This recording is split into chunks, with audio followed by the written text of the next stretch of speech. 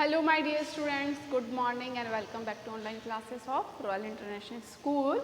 This is your SST class for 7th class and our second chapter is still continue. The name of second chapter is Rise of New Kingdom. In this video we will discuss this topic destructive trend. हम लोग medieval period के kingdoms की बात कर रहे हैं। Medieval period में कौन कौन से किंगडम्स हैं जो नए किंगडम से राइज हुए थे उनकी बात की है। राजपूत किंगडम्स हैं, जो चोलास हैं और इस तरह के किंगडम्स राइज हुए थे। डिस्ट्रक्टिव ट्रेंड का मतलब है कि मिडिवल पीरियड में एक डिस्ट्रक्टिव यानी कि विध्वंसकारी एक विनाशकाल भी आया था। वो विनाशकाल क्या था, डिस्ट्रक्टिव ट्रेंड क्या था कि एक्चुअल में जो फॉरेनर्स जो आए थे उन्होंने बहुत सारे जो हमारे ब्यूटीफुल जो किंगडम्स हैं उनको क्या कर दिए थे, तोड़ दिए थे। तो इस तरीके के जो ये जो पीरियड था वो डिस्ट्रक्टिव पीरियड था।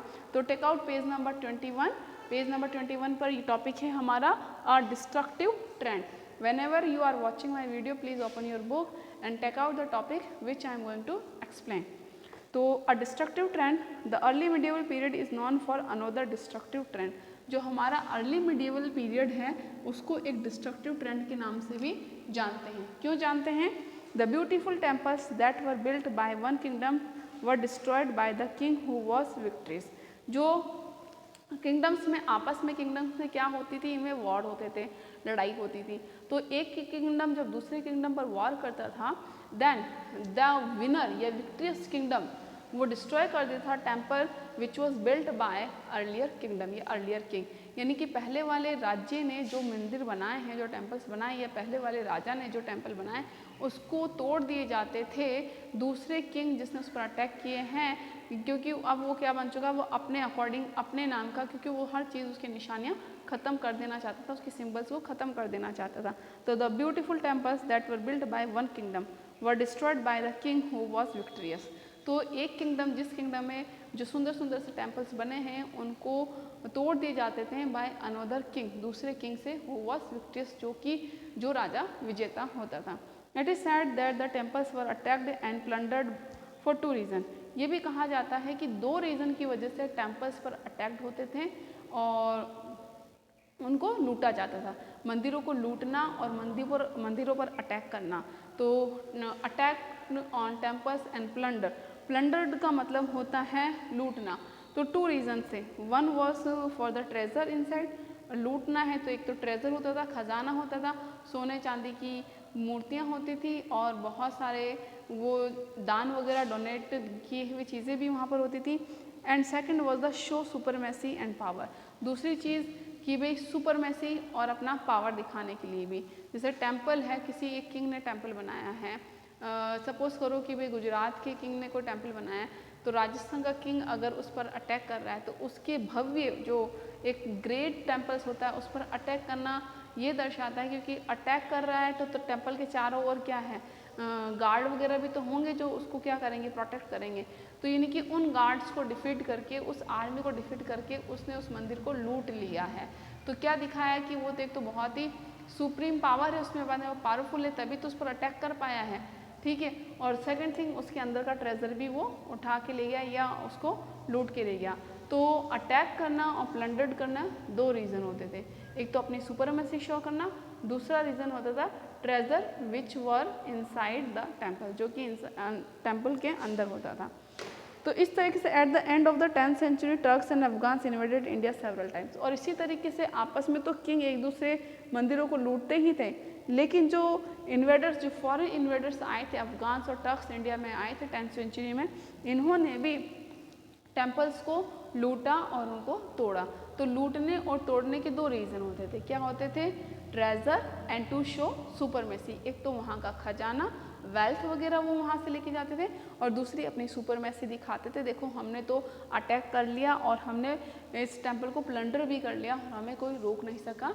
ये क्या बताता है, उनकी सुपरमेसी शो करता है। तो at the end of 10th century Turks and Afghans invaded India several times, they were attracted toward India rich heritage and treasures. अब ये अफगान और टर्क्स इंडिया में क्यों आए थे, क्यों आए थे बेटा इंडिया में? Because they attracted from due to wealth of India.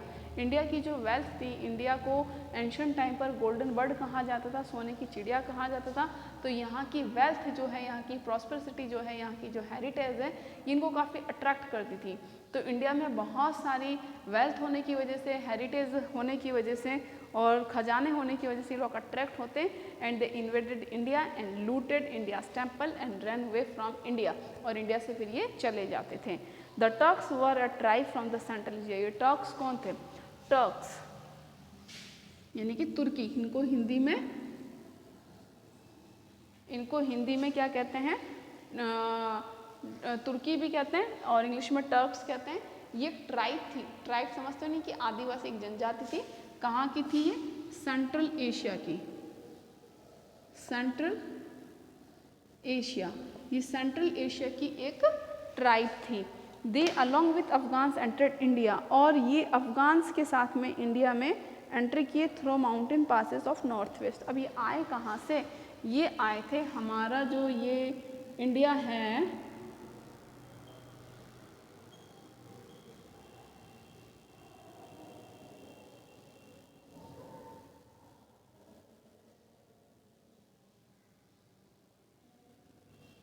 तो ये वाला जो माउंटेन पासेस हैं, यानी कि जो अफगानिस्तान, ये जो पाकिस्तान तो पहले इंडिया का ही पार्ट था, यहाँ से ये लोग इंडस वैली की, जो हमारी इंडस रिवर थी, उसके नॉर्थन साइड से ये लोग यहाँ पर आए थे। तो इस तरीके से ईस्टर्न और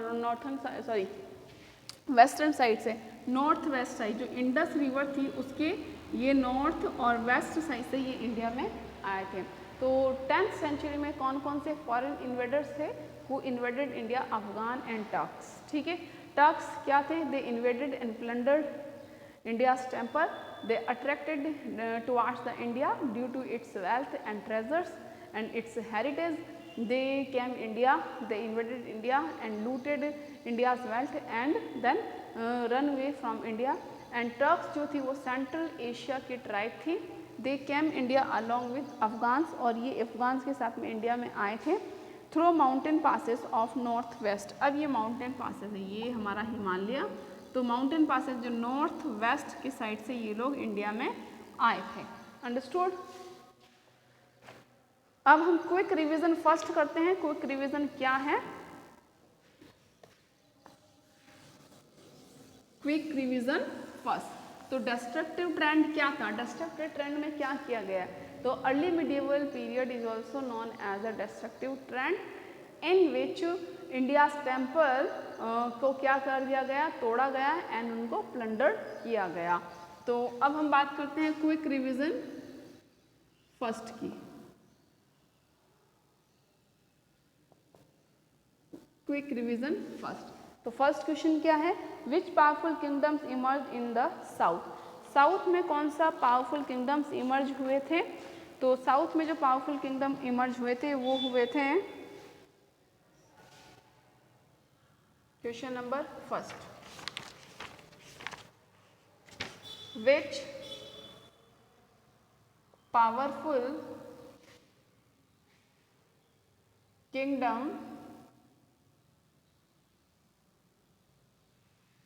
kingdoms emerged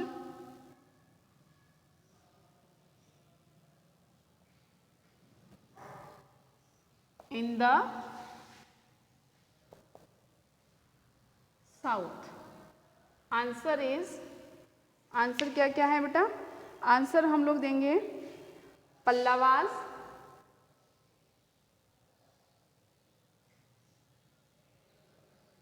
Chola,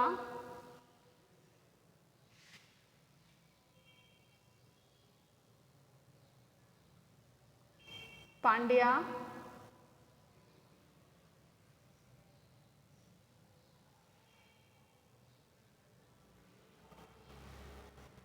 and Rashtrakutas.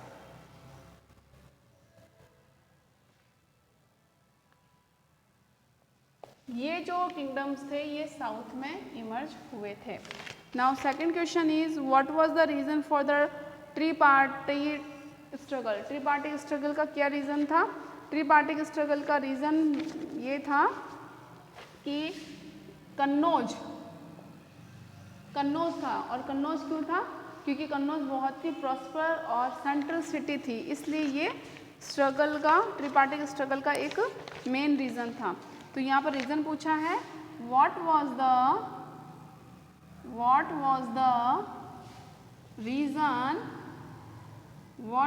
Reason for the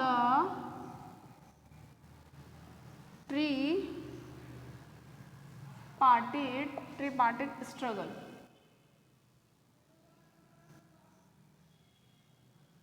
जो ट्रिपार्टिक स्ट्रगल था वो किन किन के बीच में हुआ था, मालूम है वो किन किन के बीच में हुआ था? गुज्जारा प्रतिहारा के बीच में हुआ, राष्ट्रकूटास के बीच में और पाला के बीच में।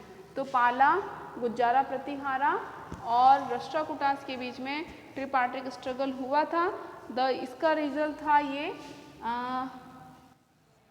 The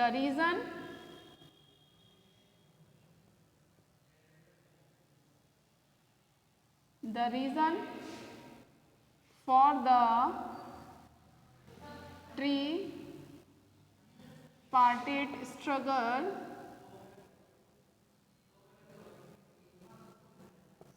was to control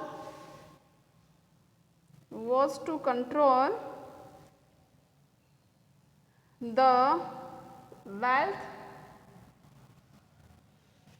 and resources of the city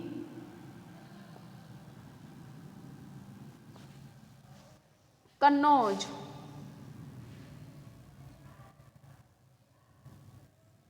understood. तो इस तरीके से हमने देखा कि एक तो ट्रिपार्टिक स्ट्रगल किसके बीच में हुआ था, ये भी एक क्वेश्चन बनता है। ट्रिपार्टिक स्ट्रगल हुआ था राष्ट्रकूटास, गुज्जारा प्रतिहारा और पालास के बीच में।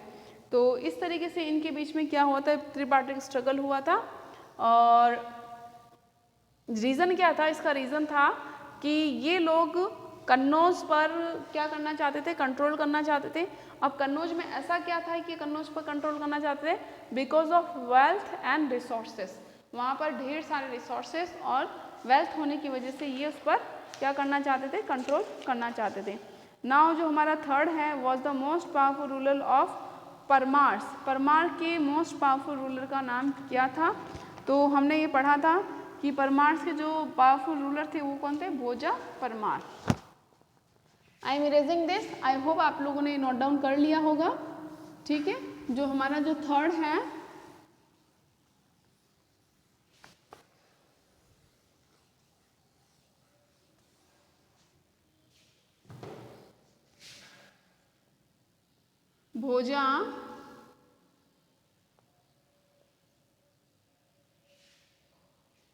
भोजा परमार was the most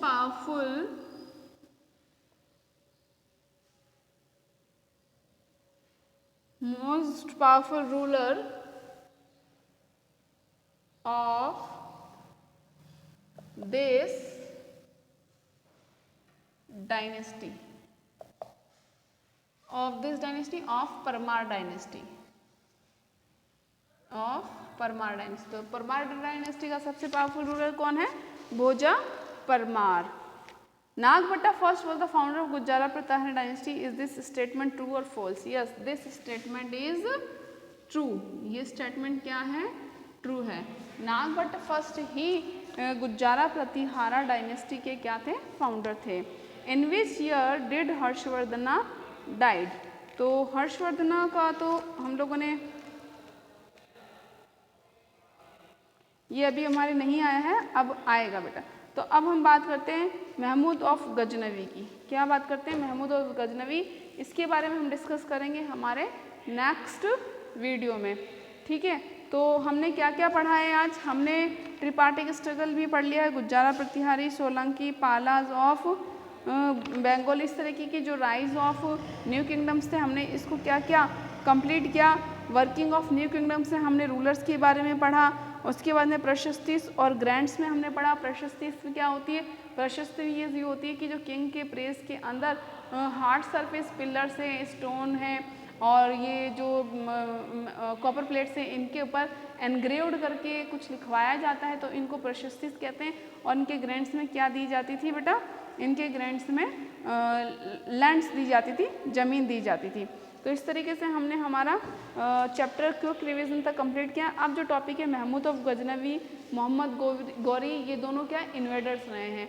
ये इंडिया में आए, इन्होंने रूल नहीं किया इंडिया में, ये इंडिया में आए, इन्वेड किया और प्लंडर किया, लूटा और ये यहाँ से चले गए। इसके बाद में हम बात करेंगे जो साउथ के जो किंगडम्स हैं उनके बारे में, और इस तरीके से हमारा एक चैप्टर फिर कंप्लीट हो जाएगा। और आपके सितंबर फर्स्ट वीक में फर्स्ट टेस्ट भी होंगे, तो सिलेबस आई थिंक आप लोगों को मिल चुका होगा और या मिल जाएगा। तो अभी हम लोगों ने जितना पढ़ा है, फर्स्ट चैप्टर हमारा कंप्लीट हो चुका है, तो आपके सिलेबस में फर्स्ट चैप्टर ही आएगा। और सिविक्स में भी जितने चैप्टर मैम ने कंप्लीट करवा दिए हैं वो चैप्टर आपके एग्ज़ाम में आएंगे। और इंग्लिश के अंदर बेटा आपके 2 चैप्टर्स रीडर से आएंगे, और जो सेंटेंस वाला चैप्टर चल रहा है वो सेंटेंस आपके सिलेबस में इंक्लूड होगा। तो stay home and stay safe, और टेस्ट की एग्जामिनेशन की तैयारी कीजिए। कोई प्रॉब्लम हो तो आप हम लोगों से कांटेक्ट कर सकते हैं। Till then bye bye.